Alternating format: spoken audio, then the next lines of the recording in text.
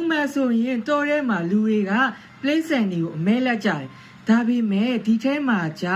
ပလိဆန်တွေကလူတွေကိုအမဲလက်လန်တက်ဖြတ်ပြီးတော့ဝင်မလွယ်အကောင်ကြီးတကောင်နဲ့ရင်ဆိုင်ရမှာဖြစ်ပါရဲ့လူသားရဲ့လုံရဲ့ကြောင့်တဘဝတရားကဘလို့တုံ့ပြန်တက်လဲဆိုတော့တတိပိထားရဲ့ဇကာကောင်လေးတကားဖြစ်ပါရဲ့လူသားရဲ့တဘဝတောင်ကြားထဲမှာကြောက်မဲ့ဖွယ်ရအပြန်မှုတွေကိုရက်ခုထားတဲ့သွေးပြက်ရှင်စရာကောင်းတဲ့ဇကာကောင်လေးတကားဖြစ်ပြီးတော့ရှေ့လောက်စားစရာအရန်လဲကောင်းပါတယ်ပုံမဲ့ဆိုရင်ဇကားကွာလိမ့်ဆန်တွေကလူသားတွေကိုရှောင်ရှားတတ်ပေမဲ့ဒီထဲမှာဝင်ပလွေအကောင်ကြီးတကောင်ကလူသားတွေကိုပြတ်မှတ်ထားပြီးတကောင်ချင်းဒီတယောက်ချင်းဒီလက်လံတက်ဖြတ်မဲ့ဇကားလေးဖြစ်ပါတယ်။ဘာကြောင့်ဒီတိရစ္ဆာန်ကြီးတွေကလူတွေကိုတက်ဖြတ်ပြီးတော့ရရက်ဆက်ဆက်တုတ်ပြန်နေရတာလဲ။ကြောင်မက်ဖွယ်ရကောင်းရဲ့ဒီတိရစ္ဆာန်လက်ကကိုလူတွေကဘလို့လွတ်မြောက်အောင်စူးစမ်းပြီးတော့ကြည့်ရှုရမယ်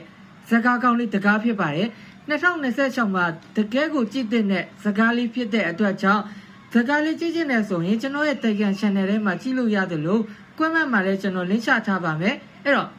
အားဆောင်နေအားကြည့်လိုက်တော့